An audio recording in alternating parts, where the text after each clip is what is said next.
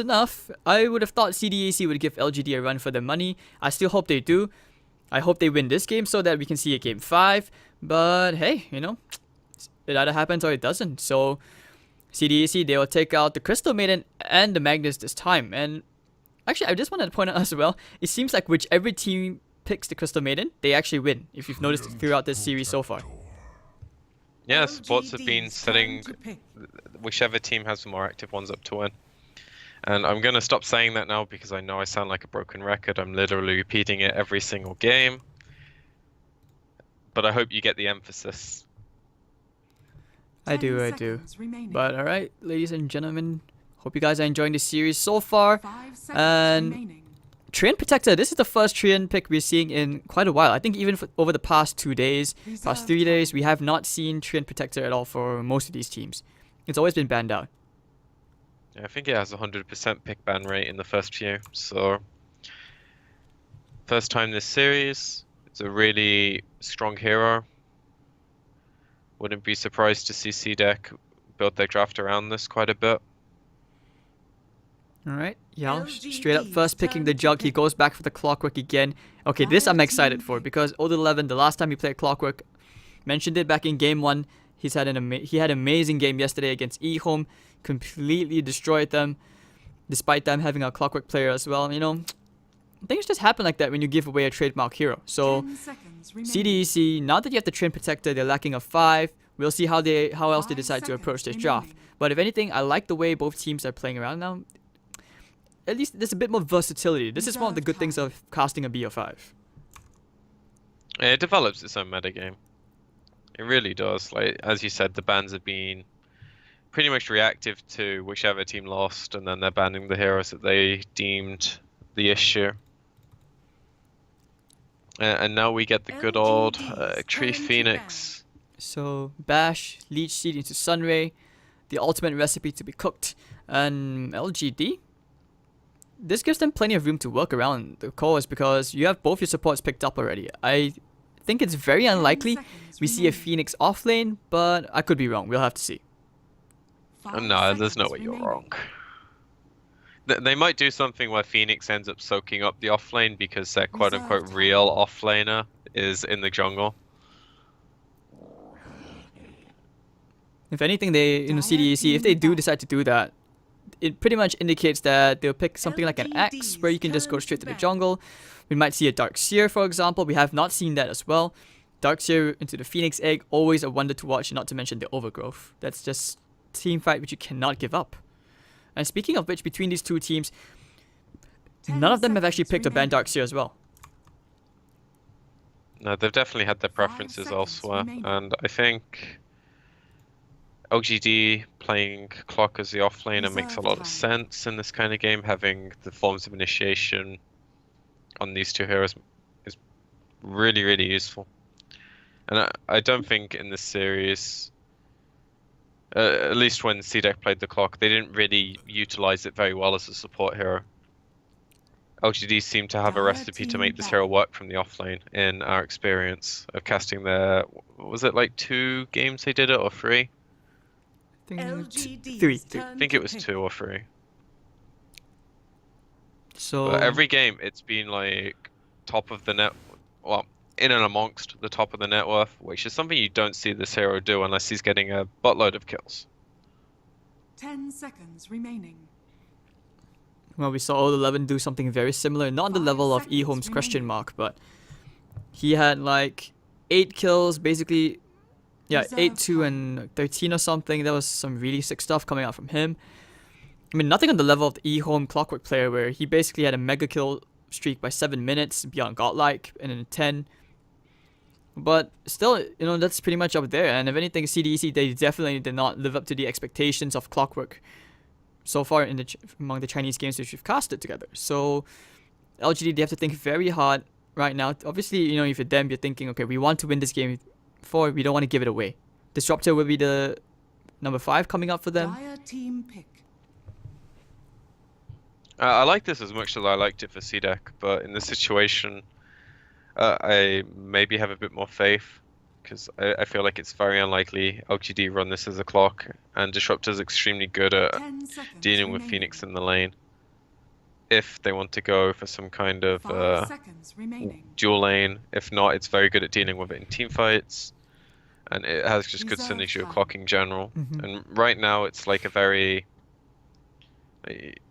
it's a open-ended pick. You don't really care what CDEC pick right now. You know your disrupt is going to be useful. It doesn't give too much away either. Ooh. LGD's turn to pick. I think this is good for CDEC actually. This gives them a really scary free lane. But this is very, I don't know, it feels like deja vu. Because usually when we see a draft like this, it's for example when Invictus Gaming drafts like this. 10 Like you would see a seconds Bulbacar Treant, remaining. Q on the Phoenix, Vengeful on Burning. But CDEC, 5 we've seconds never seen remaining. them draft like this before. So it looks like maybe they're taking a leaf out of IG's books.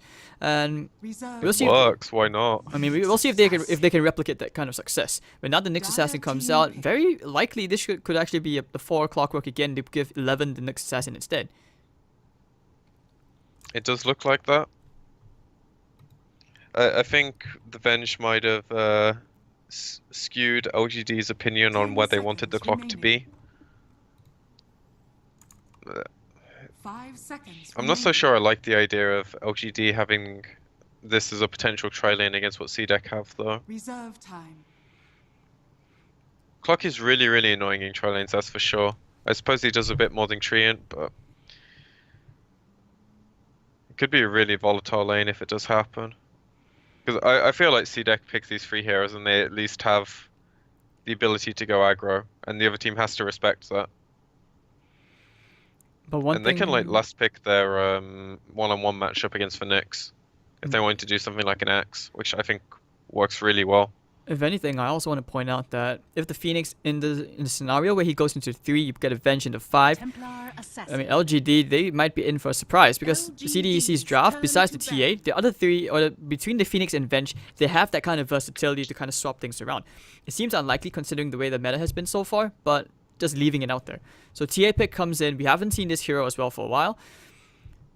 Okay, I Good think TA game. this is okay. Like, none of these heroes are exceptionally good at breaking refraction charges. And if 5 anything, seconds TA remaining. could have a really good game here against the heroes like Disruptor and Clock, just completely shredding them into pieces. Omni Knight will be the final ban. So yeah, they Dire anticipate team CDEC going for that pause 3 last. I think the only thing that the TA is going to have to worry about is LGD's last pick. But I feel like there's very few things they can go for here that worry 10 CDEC seconds remaining.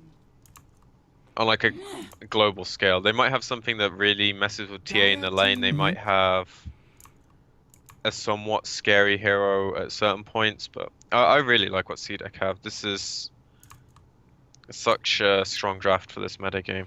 They have so many ways to utilize any kind of lead 10 they get, seconds remaining. and I feel like there's no way they don't get a lead.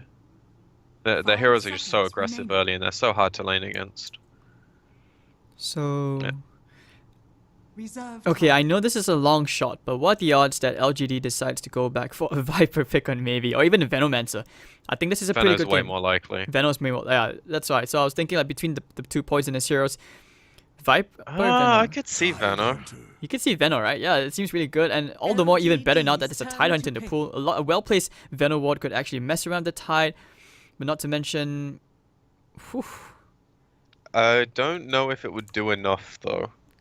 Like, as I said, it's annoying, and I kind of had Veno in mind. Tinker works though. I haven't seen this in a while.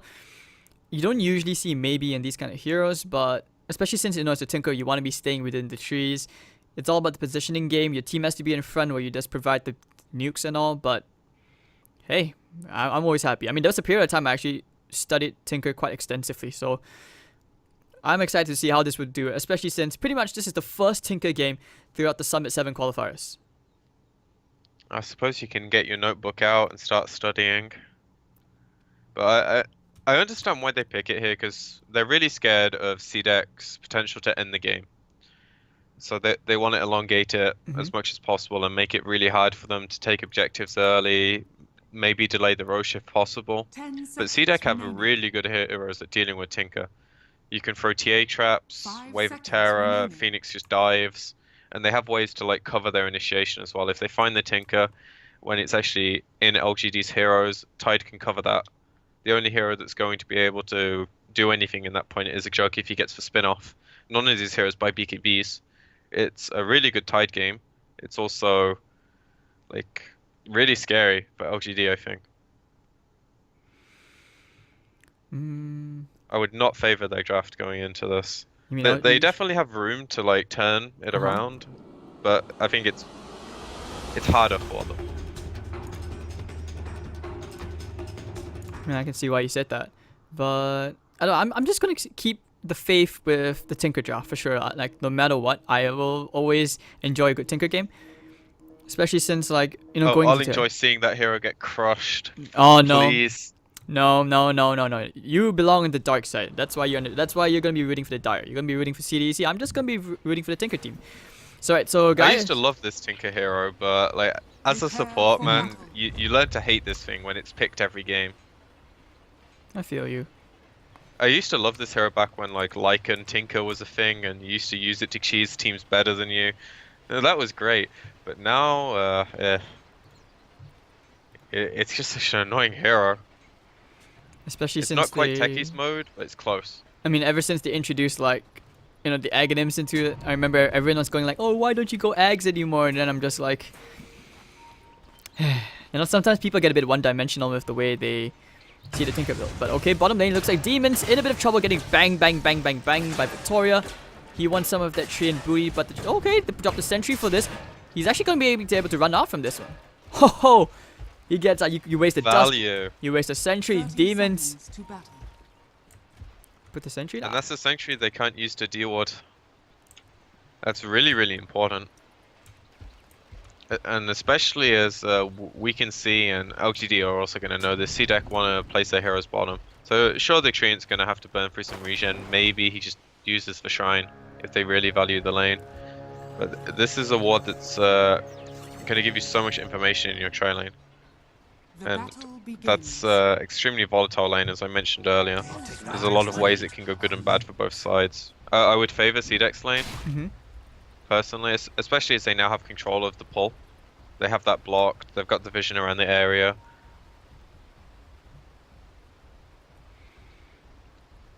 I can see why you said you favor CDEC's lanes. Like, Tide Hunter against Nyx Assassin, Tide should have the advantage with the Anchor Smash and all, making it extremely hard for Nyx Assassin to last hit. But I'm still looking to the middle lane, man. I just, like I said, I cannot stop emphasizing, I love this Tinker pick. Like, it's really very annoying. It's hard for you to fight into it. I would say it's one of the ultimate factors into deterring CDEC from ever wanting to go for a Ravage. It's pretty much the best zone control hero when it comes to towers. Roshan's a bit harder because Phoenix, I suppose for TA traps as well. But I feel like once CDEC get rolling, the Venge will just swap him in whenever they see the Tinker, and maybe it has to be a really, really calculated this game. He also has to be really fat. And I also like the early matchup for Tinker versus TA, because when you start breaking the refraction so quickly like that, you make it extremely hard for him to CS, but that's only for the early levels. As that goes on, obviously Setsu's going to have a bit of an edge, and that's where you're forced to go into the March of Machines build. But, okay, let's talk about this bottom lane. We haven't seen that much action, considering it's a try-on-try lane situation, but what's it like here? Like, do you see CDEC actually, is this enough for them?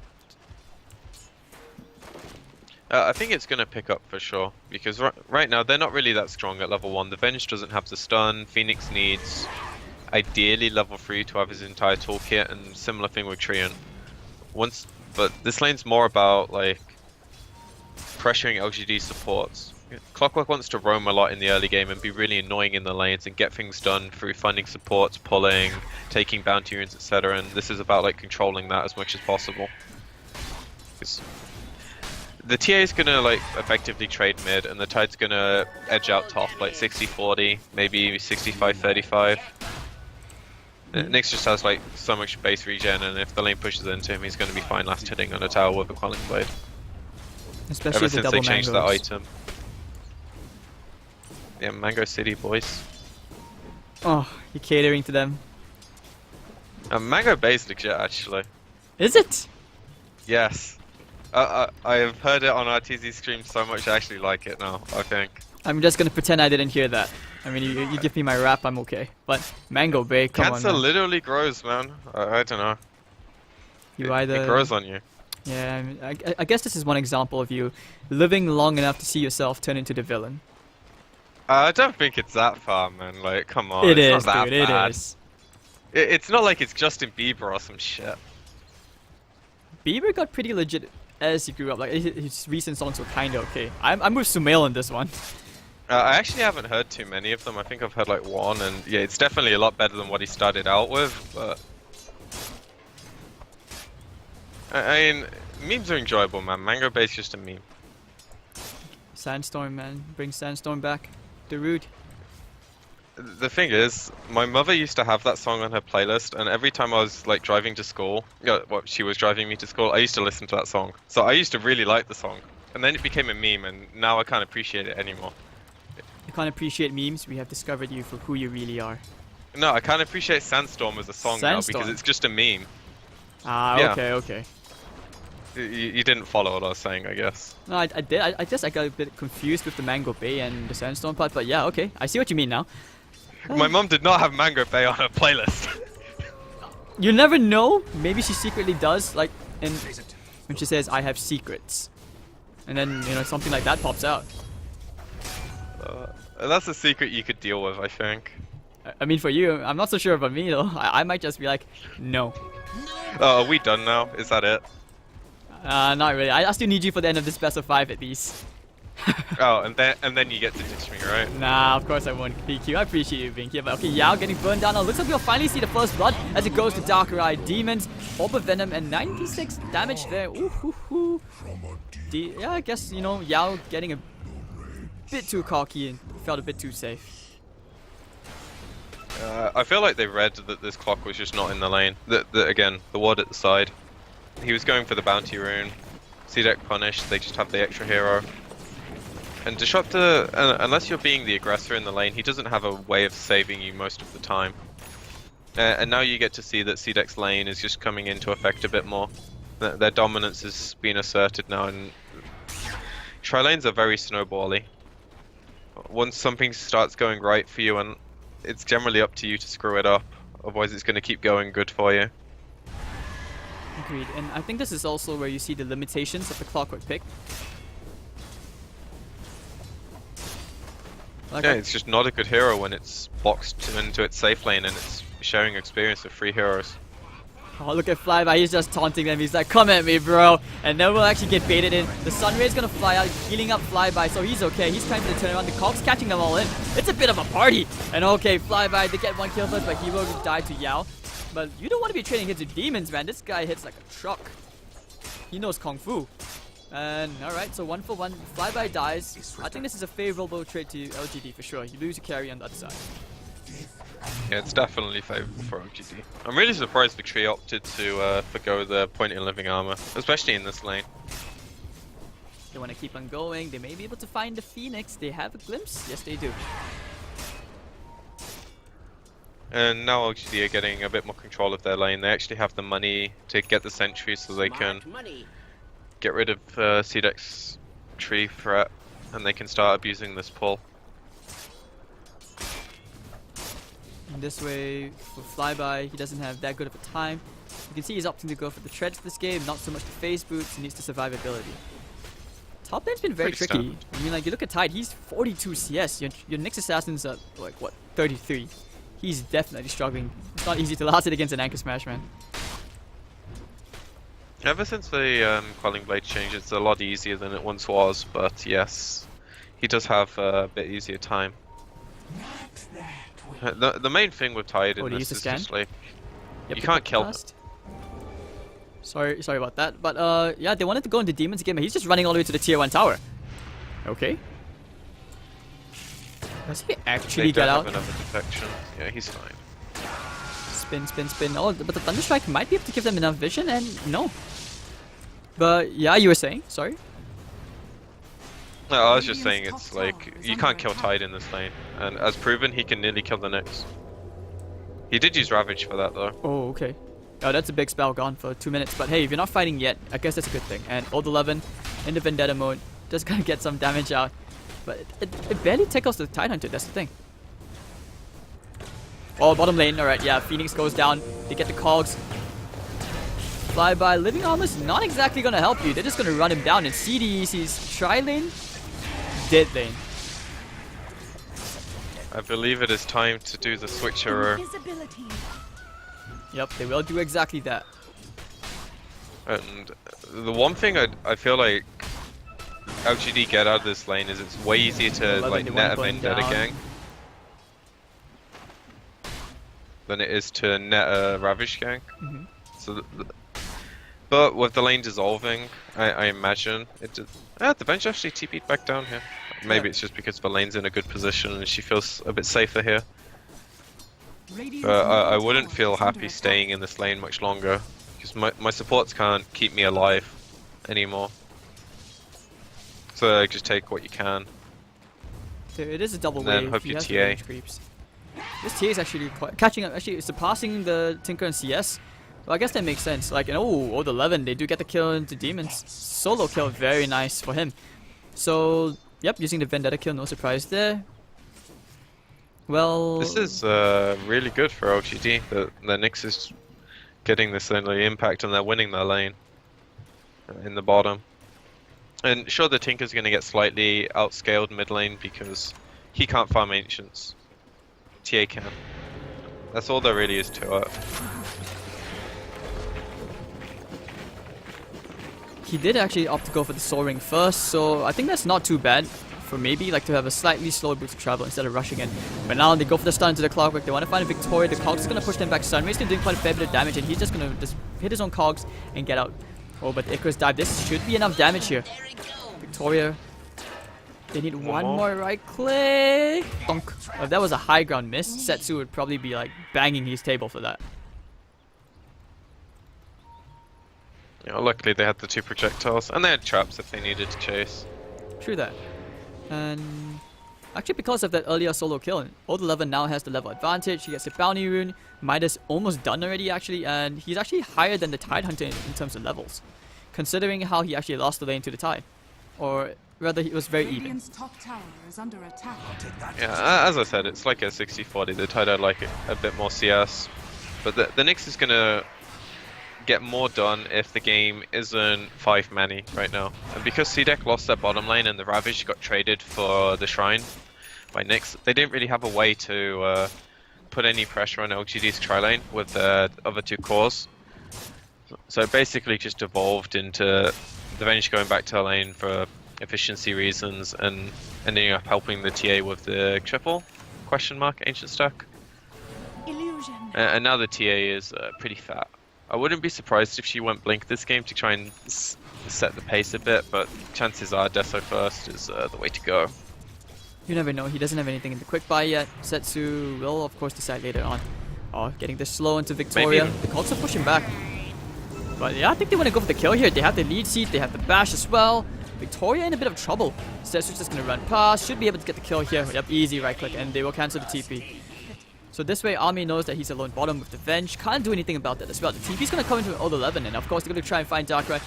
Demon should be dying here. Oh, actually, oh, look at that. He put the sentry down here. He will die to maybe, but that's a big kill. Boots of travel now completed as well. This is perfect timing for the Tinker. Yeah, he's had a really uninterrupted game and doing pretty well with it. But for now, CDEC can, if they want, start grouping up. They have this Tide Ravage back available. They have his mech finished. Oh, that's really fast. 12 minutes. And this is the luxury of having him in a one-on-one. Like, if the Nyx is nearly finished a Midas, the Tide's nearly finished a mech. And we say nearly, but they both have. Well, I say nearly, before you say anything. Alright, so now TPing to the top. Now I'm gonna see what this Tinker will go for after his Blink Dagger. I'm gonna see if he goes for the Ether Lens. I know with Chinese Tinkers, some of them actually will dodge the Ether Lens. They just go straight into like an Aghanims. But sometimes, That's so greedy. yeah, but sometimes you see like the Dagon. Like, this is where the preference thing is. You're lacking in damage, you go for the Dagon. If you want to stall the fight for your team to do something, that's where you go for the Aghs. But now, with the flank around, Old 11 does not have a carry press. This will be a very quick and easy pick off here. With the sentry down as well, Vendetta. Oh, hold on! Oh, he ate the sentry. Oh. What a fucking player.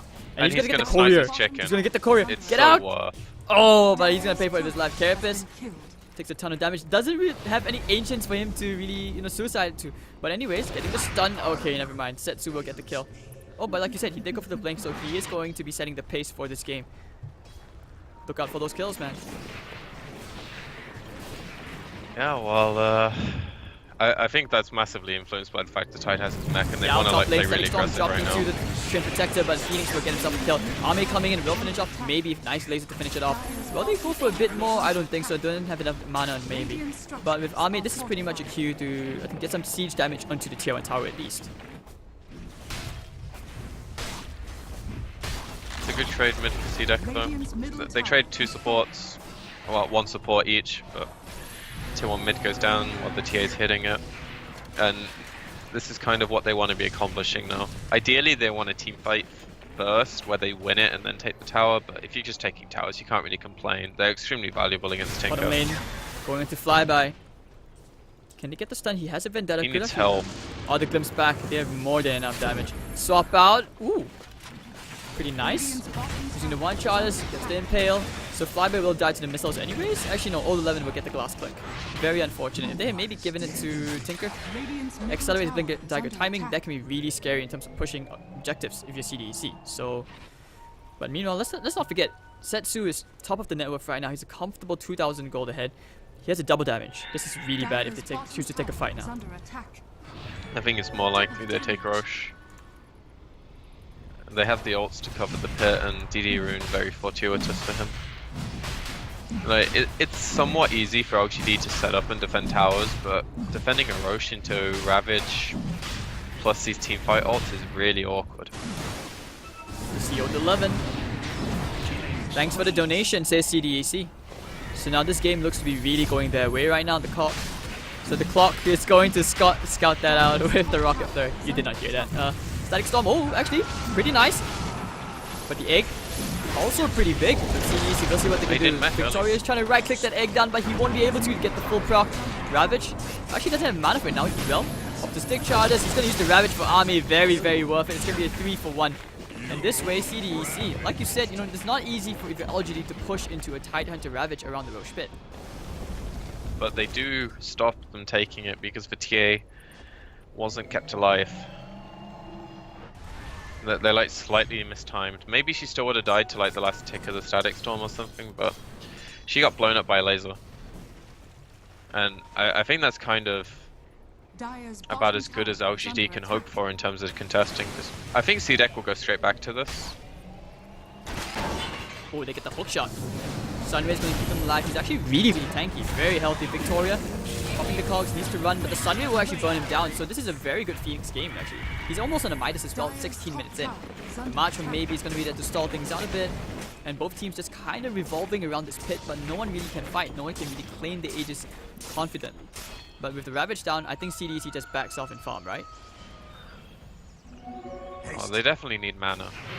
The Venge is out, the Tide is out, and if LGD can somehow sneak this, because maybe CDEC don't respect the fact that they can do it, but never mind, they have a trap placed by the TA. So a nice idea by LGD, but the chances of it working are pretty slim. They smoke up. Let's see what they decide to do. Old 11 in the Vendetta form could be actually breaking a smoke potentially. Yao's also there, they drop the sentries. Oh, it's just out of range of the ward, that is unfortunate. Oh, 2 sentries for the price of 1. They have their 2 ults available now. They don't have the big one in Ravage, but this could still be enough to secure them the area. But the TA can deal with the marches, but this trio apparently can't. And that's big. Oh, they get the hook shot into the glimpse. Bit of a mess up there, but it's okay. That'll be more than enough. Oh, nice Carapace. The Static Storm still trapping the Venge. There's nowhere for him to run. TA, if he goes down again one more time, this could be bad. He's just gonna melt. The egg gonna get the full proc. Oh, the swap, getting this jug. Perfect timing for Flyby, and they will blow him up.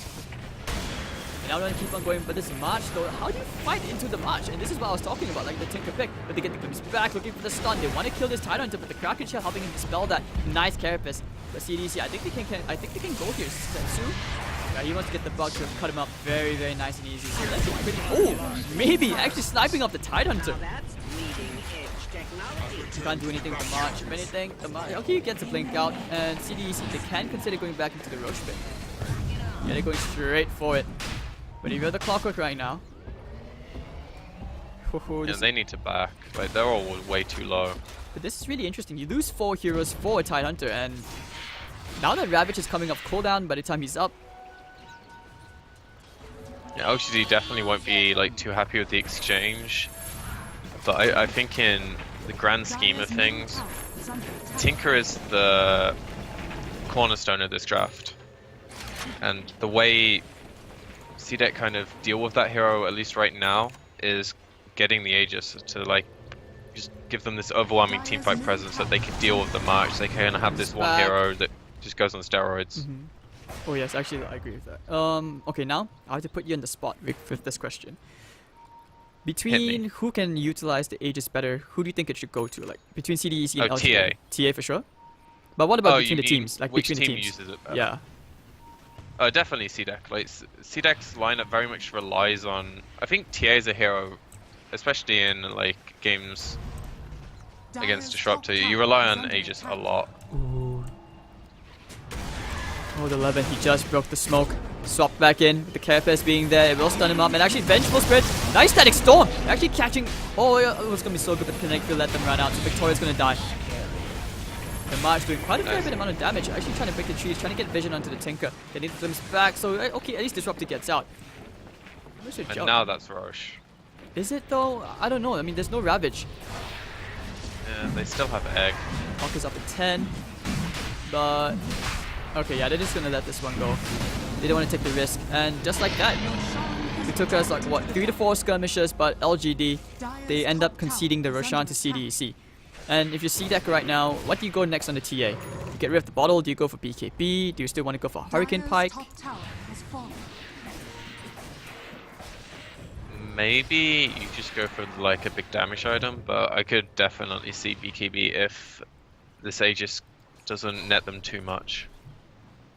I think with the Aegis you don't want to be buying BKB, but depending how much they get off of it, he might not like necessarily finish a big item like an MKB or Bloodthorn or something really big before this ends.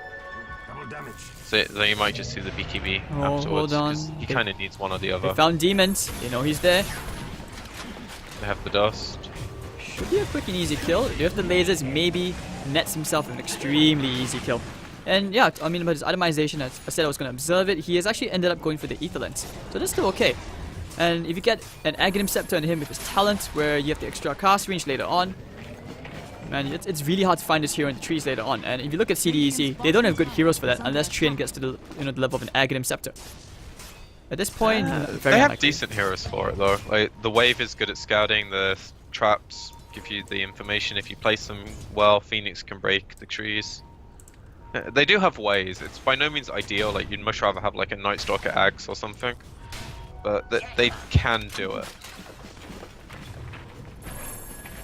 They just have to like be that one step ahead and be ready for it, which is kind of how most teams beat Tinker anyway. When he gets to this stage where the Tinker's actually got his items, just like read one step ahead, play chess.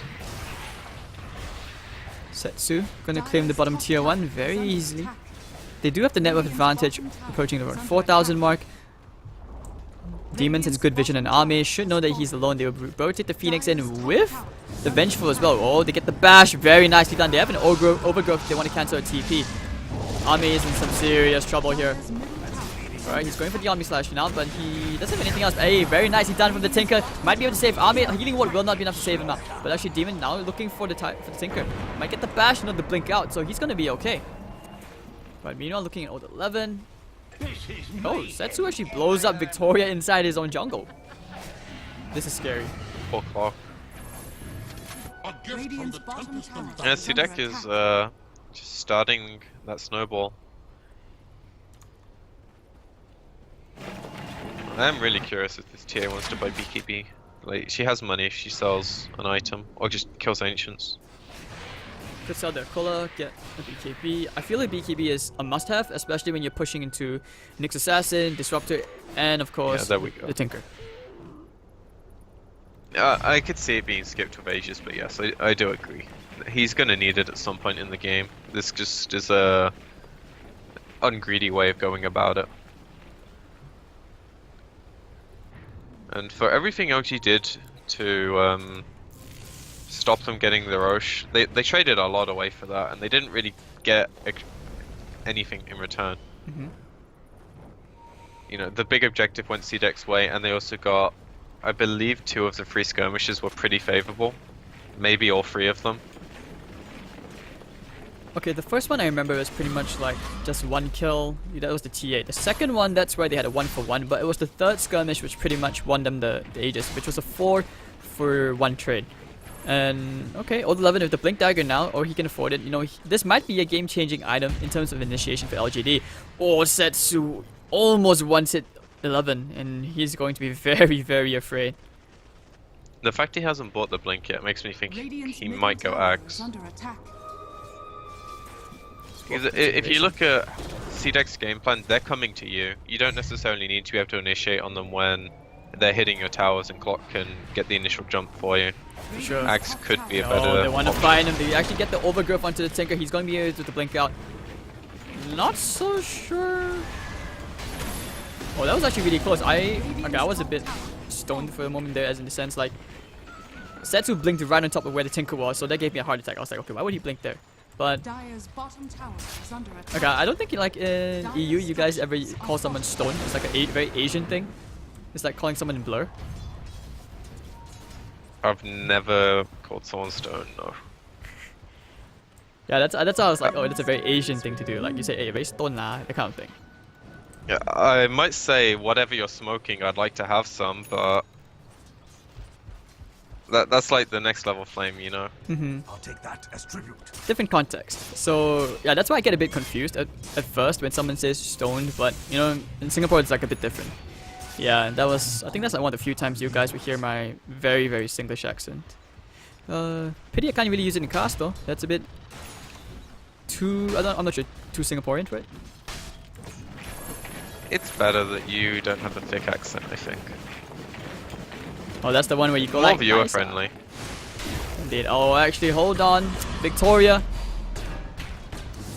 He's not so nice, He's very dead. I mean, if anything, CDEC have his number. They're like, feed me here right now, and they find him, and they're like, okay. He doesn't really have much to do this game. He's a counter initiation tool if they find the Tinker, and otherwise he's an information bot. And while CDEC don't have an Aegis right now because it expired, they still have a TA BKB, they still have all their ultis available, if they're all 5 in one place, because right now the Tide's doing a bit of deep push duty, but this bottom tower is pretty much secure. The only thing I think CDEC really need is like a gem, and then they're really good to like put their hold on the game. This is pretty interesting because right now into the jungle, they have found Ame getting the chain stun up. Do they have the overgrowth? They might be able to use it here. Yes, they will use it. Ame actually going to get up, but it's okay. They actually swap him back in. Ame, where are you going? Setsu wants you. And Setsu gets you. Trying to actually find Yao. Comes back. Not really going to matter. But hey, he still has the Invisor and they will know. Oh, the TA blinked into the trees. Otherwise, I think this Disruptor was dead. Poor guy. You can see this game, Tinker really wants to get in your face because he actually went for the Dagon build, not the Aghanims. He sees that his team actually is lacking in damage right now. Ame isn't all too hot in terms of farm. He only has a Manta style and he can't really man-fight any of these heroes yet, can he? Most likely not. This game is pretty much just a typical Tinker game now. His team is working off whatever scraps he doesn't take, and he feels like he's going to have to do the heavy lifting. I like the Dagon here because a lot of the team fight from CDEC is going to come from like Phoenix or the Treant, and if you can blow them up at the start of the fight with any form of vision, it might give you enough of a advantage to be able to push a fight in your favor. If not, it's just a good way at stopping CDEC hitting your towers. Less so with the TA because oh, they actually get the Carapace really nicely done from old 11. And that'll be the Setsu going down. Oh, actually about to swap out even better. They're going to heal him up with the mech as well. Is this where they go for the turnaround? China to actually tanking the Omni Slash. That's a Ravage. But he just have the mana though. Oh, that actually started out so beautiful.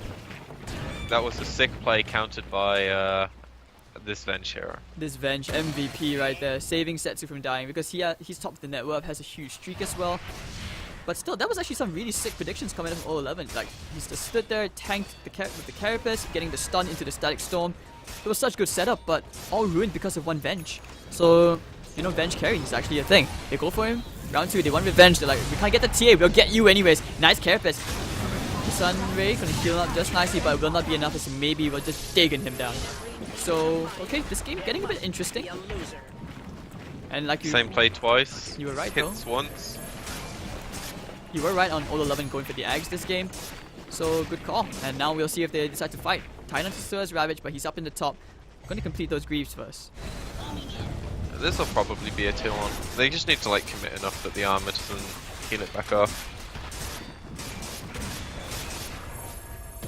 Actually, I suppose it's really hard for them to like get the tower because Tinker doesn't hit towers, and the Jug, he's got decent damage, but he's just got too much to be worried about. It's not like he can just spin off the spirits and hit the tower, because then he's going to get blink ravaged, and the game's not going to look so good. And on top of that, you have living armor to push into. You have to actually decisively win a fight if you're LGD, if you ever want to take high ground. And as it is, they're struggling to take just a tier 1 tower. Yeah, I actually think high ground will be easier than taking tier 1s. If they ever get to a point where they can take high ground, that's enough, I think.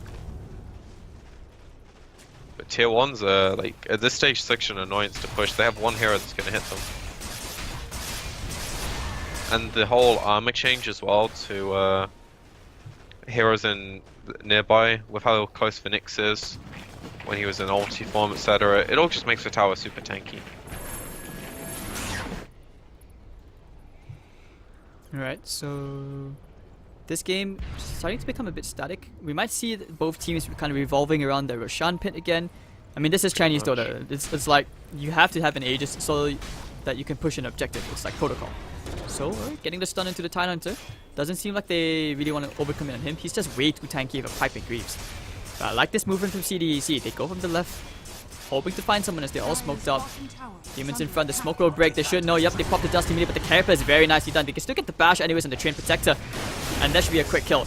But I think they're okay with that. LGD, they're okay with this. You lose a high net worth target, but at least your team doesn't die to a smoke gank. On the flip side though, I don't think CDEC are going to have any complaints. Radiant's middle tower is under attack. Pretty easy to follow up, take the Roche after Nyx. Nyx is like their main teamfight control now. If he can get in the area, I suppose it's still a tiny bit awkward for him. But he's like the thing that's going to stop CDEC doing what they want to do. And with him dead, it's extremely easy. Now we have TA's kind of normal, I suppose you could say, how do you say like trifecta for 4 items? Is that such a term? I'm not sure. But like this inventory is kind of what TA wants to be playing with. And they have the tools to enable her. Like, Venge looks really poor, but Solar Crest, we all know how broken that item is. It's not as relevant this game because LGD's right click is pretty minimal, but you know, it's still an amazing item. And the aura and the swap do enough, and this actually is a pretty easy chug kill. Dropping the Static Storm into the Tidehunter. Icarus dive, not really going to catch anyone, but immediately they will TP out. Use the Static Storm defensively, but if you can save Army, should be hashtag worth it. Yeah, the Vayne's just a bit too far back. Not quite level 3 swap either, so... Close encounter, but he lives to tell the tale. We shall see if their towers can say the same. So that's what CDEC want right now. I don't think the Tinker's at a point where like CDEC mind that much. The pipe makes it just so easy to push into him in comparison to without. Right, just like that, CDEC, they claim themselves the mid-tier 2 tower. And you can see, Nyx Assassin, very hard to play this game. It's not like he can just blow someone up. I'm actually okay if he goes for a Dagon as well, just so you can just randomly blow a hero up, get the manpower advantage, like you said, so that you can actually win a fight. That's the only problem. Like, they're actually all just tanky. A mysterious That's true. It's not like there's a Crystal Maiden. Dire's top tower Phoenix has like what 1500 HP. A Trin also about the same. He has Shivas, man. Yeah. And Vengeance This is 2K. also another amazing item to finding Tinker in the trees and cancelling his blink. I would have probably looked for yours, but you know, screw it, he's fat. GPM talent doing work. You want to go into all 11 in Sunray? Oh, they used the Ravage for this. Wow. That's fine, actually. I mean, if They you're had not no fighting, swap. if you're not fighting, that's okay, right? I actually don't know if they need the Ravage to like push a tier 2. They're gonna want Ravage if they go high ground. That's just very greedy to not go for that. But for a tier 2, I don't think they need it. Especially if they can get there by the time the Nyx is still dead. Because as I said earlier, Nyx is like the big team fight enabler. The Disruptors, it's very hard for him to Dire's bottom have the tower right is under impact attack. because it relies on the clock finding the correct hero and then him also being in range, which is generally going to be the Phoenix or the Tide. But if he shows, the TA just goes on him and he melts. He's butter. TA melts any hero on the side of LGD right now, actually. And I like this Tinker ward. So if maybe were to ever TP into this area, he's just gonna die for sure. Because with the BKB and TA, there's just no way you actually deal with it. And Tidehunter will be going for the Refresher Orb. He's gonna be more, let's say, more aggressive with his Ravages. He's not gonna hold anything back. So this game, really hard game to be a Juggernaut as well. It's hard to be a carry when there's no farm on the map, right? Yep. You're getting minimal amounts of waves coming into you, and Tinker's doing his best to push them out on the other side so that you never get to see any. But considering, Sorry, go on. considering his net worth advantage for his team, like all this gold invested into him, they haven't been able to pick a fight at all. And how do you see LGD actually ever initiating on a fight? CDEC goes towards their towers, they find an optimal initiation, and that's it. It's really easy when teams push into you to say, okay, I want my clockwork whenever this hero shows. You can't really say what's going to happen all the time, but it's just like, if you see this hero, jump him, the Disruptor's in position. And that's easier to plan than it is when you're out on the map. Like if you take that fight, say, here, you don't have that if, and you do when they're pushing your high ground.